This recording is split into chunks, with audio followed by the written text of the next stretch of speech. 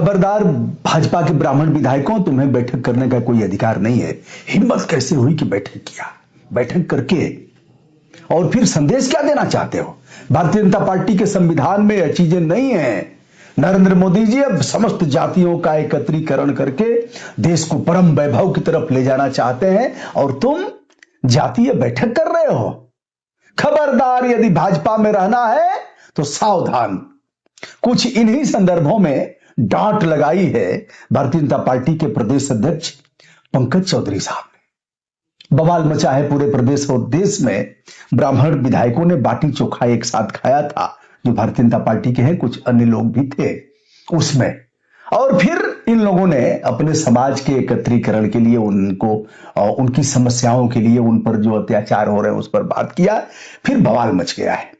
हमारे साथ है पंडित राजेंद्र नाथ त्रिपाठी जी, जो अखिल भारतीय ब्राह्मण महासभा रा के राष्ट्रीय अध्यक्ष हैं। त्रिपाठी जी प्रणाम। तो यह 100 जूता खाए, तमाशा घुस के देखे। अब इतने पर तो मखनचुआ आएगा और 100 गाली देगा, कहेगा कि ऐसे कहोगे। मखनचुआ ने पढ़ाई लिखाई छोड़ दिया है, सर्वाधिक हत्याएं ब्राह्मणों की हुई, एक कहीं पैसे नहीं दिए गए, पीट पीट के मारा गया। हमारे जिले में तो 3.5 महीने से अधिक हो गया, FIR दर्ज नहीं हुआ। एक विकलांग ब्राह्मण को पीट पीट करके मार डाला, पुलिस ने जांच चल रही है। योगी जी के यहां वो लोग गए भी, बुढ़ा बाप गया, वो भी मरने वाला है। 2 हत्याएं होने वाली है। आज तक अपराध दर्ज नहीं हुआ। मैंने अपने जीवन में यह नहीं देखा कि हत्या हो और 3.5 महीने में अपराध भी दर्ज न हो। जबकि मनोज सिन्हा जो LG है वो अभी उनके घर गए, कलराज मिश्रा ने भी 1 लाख रुपए भेजा, सब कुछ हुआ, लेकिन FIR दर्ज नहीं हुआ। आप तमाम मामलों में घूमते हैं, देखते रहते हैं। तो यह कौन सा अपराध कर दिया भाजपा के विधायकों ने? और क्या ज्ञान चक्षु इनका अब खुला है? क्या अगर अभी भी इनके रीढ़ की हड्डी है तो पंकज चौधरी के इस बयान पर कोई प्रतिकार करेंगे या लोग? दुबे जी, आप जान रहे हैं कि मैं पीड़ित ब्राह्मण, बेबस, लाचार, न्याय से वंचित ब्राह्मणों की लड़ाई एक लंबे समय से लड़ते आ रहा हूं जी। संगठन और मेरा यह प्रयास रहा कि हम दबे कुचले ब्राह्मणों की आवाज बने और उन्हें न्याय दिलाएं। इस दिशा में मैं अपने समाज के जनप्रतिनिधि, चाहे किसी भी राजनीतिक दल के नेता हो या सांसद, मंत्री, विधायक हो, सबके दरवाजे को खटखटाने का कार्य किया जी। अधिकारियों के भी दरवाजे को खटखटाने का काम किया। और आज कहूं कि हर जगह चारों तरफ से हमको निराशा प्राप्त हुई और कर बलबहियां आपनी छोड़ वीरानी आस, इस सिद्धांत पर अपने बहादुर कार्यकर्ताओं को लेकर लोकतांत्रिक तरीके से पीड़ित ब्राह्मण को न्याय दिलाने का कार्य संघर्ष करके सड़कों पर उतर करके किया हूं। एक नहीं, सैकड़ों उदाहरण है। आज ब्राह्मण विधायक बाटी चोखा पर 10-20 की संख्या में अगर इकट्ठा होते हैं तो इस पर यह हंटर चलाया जाता है दल विशेष का, जिसके वो गुलाम विधायक हैं और गुलाम विधायक कहा जाएगा कि हमको बैठने पर अगर रोक लगाई जाए, यह हमारी आजादी है कि मैं अपने भाइयों के साथ बैठ सकता हूं, अपने समाज के लोगों को बैठ सकता हूं। अगर इसने पर यह हंटर चल रहा है तो कल पीड़ित ब्राह्मणों की आवाज सदन में बन करके ये उठा सकते हैं, यह असंभव है। मैं यही चाहता था।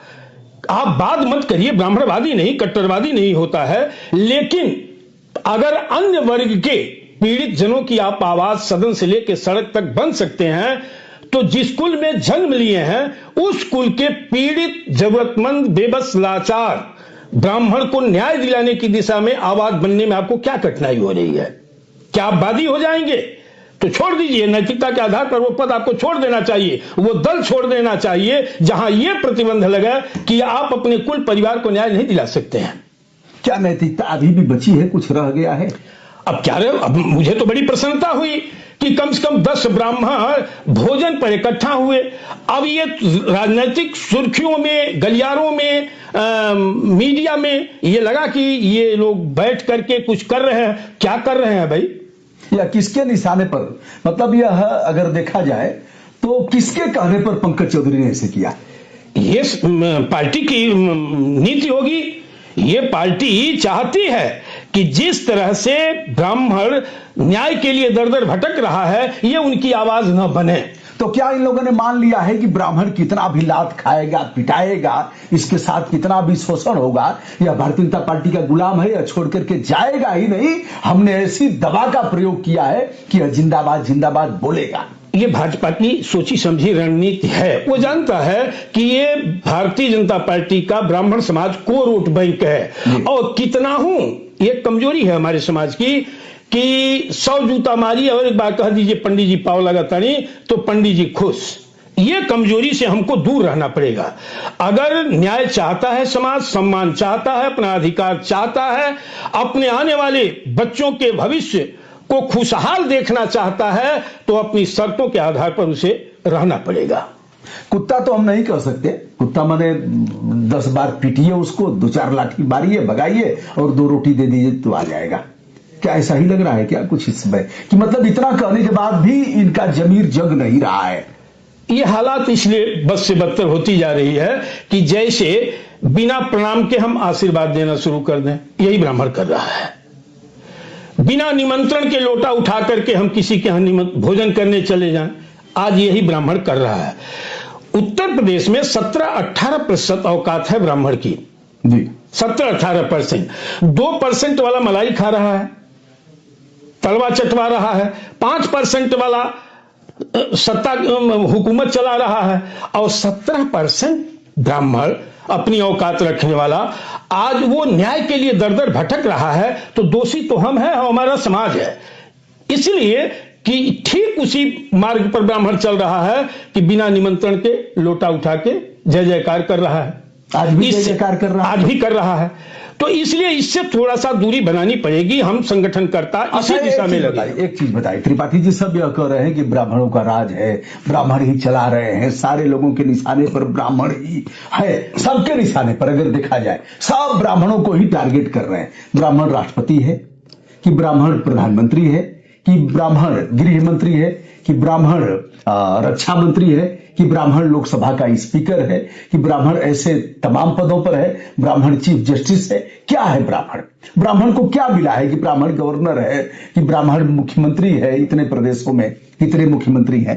तो इसके बाद भी अगर टारगेट किया जा रहा है, ब्राह्मण रिक्शा चला रहा है, ब्राह्मण तांगा चला रहा है, ब्राह्मण दरवानी कर रहा है, ब्राह्मण छोटी मोटी नौकरी कर रहा है, ब्राह्मण ठेला लगा रहा है, सब्जी बेच रहा है, ब्राह्मण दूध बेच रहा है, उसके बाद भी सभी के टारगेट पर ब्राह्मण ही है। नैतिक साहस और उसके बाद भी ब्राह्मण जय जयकार किए जा रहा है। नहीं, नैतिक साहस की कमी है और गुलाम जीवन जी रहा है ब्राह्मण। क्यों? इसलिए मैं कहा ना कि नैतिक साहस की कमी है। सत्य कहने का साहस किसी में नहीं है। सत्य कहने की जिस दिन साहस आ जाए, हम जैसे लोग तमाम यातनाएं झेले हैं, सिर्फ ब्राह्मण समाज के संगठन को लेके चलने का कार्य कर रहे हैं। कहीं किसी भी जात के साथ, किसी भी वर्ग के साथ हमने अन्याय नहीं किया। संगठन बनाने के बाद भी आज की तारीख में 50% से ऊपर हम गैर समाज के पीड़ित जनों की आवाज बनने का कार्य करते हैं, ब्राह्मण के साथ साथ। यही मेरा धर्म है। लेकिन जो हमारे समाज के ये चुने हुए प्रतिनिधि सदन में बैठे हैं, इनको सोचना चाहिए कि सर्वाधिक मत इनको किसका मिलता है। सर्वाधिक मत अगर मिलता है तो यह भरोसा करके ब्राह्मण समाज इनको वोट करता है कि हमारे प्रतिनिधि हैं, हमारे भाई हैं, जीत करके जाएंगे तो हमें न्याय दिलाएंगे, हमारे सम्मान की रक्षा करेंगे, हमारे बच्चों के भविष्य की रक्षा करेंगे, हमारी बात सदन तक उठेगी।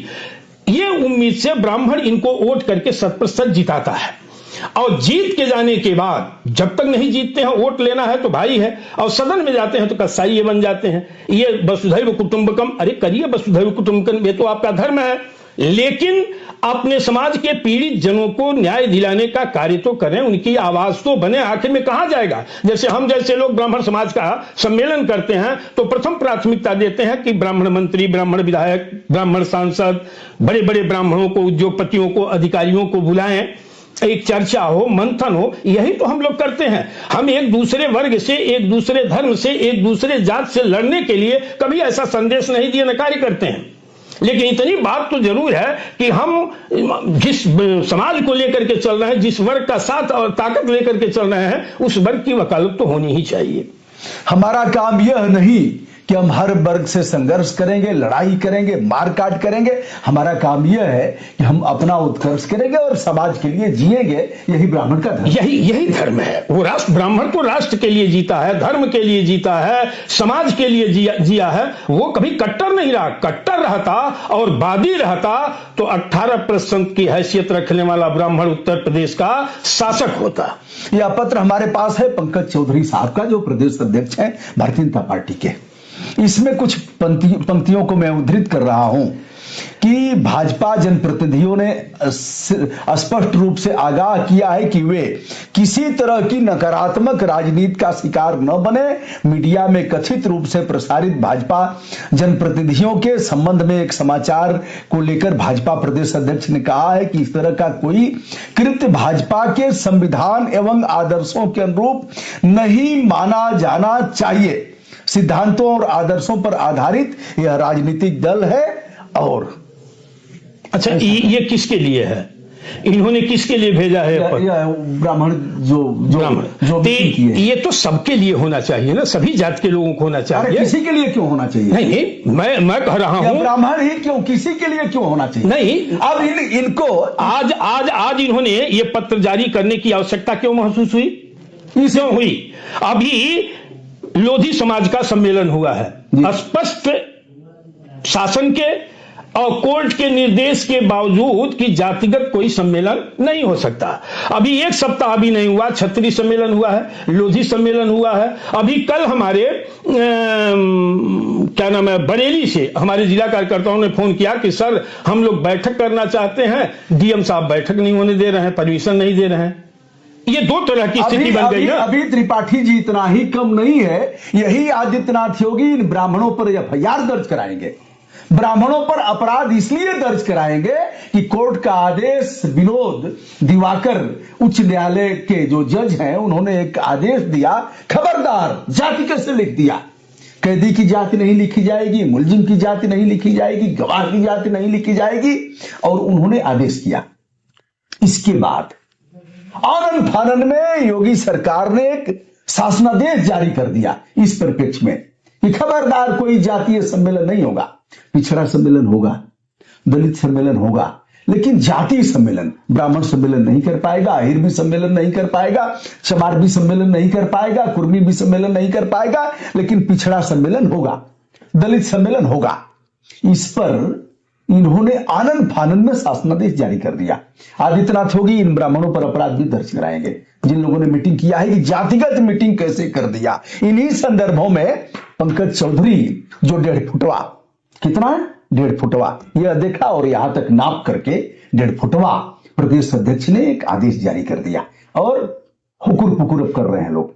नहीं, ठीक है, बढ़िया है, जातिगत सम्मेलन न हो, जाति आधारित कोई कार्य न हो, हम इसका मैं इसका समर्थन करता हूं, नहीं होना चाहिए।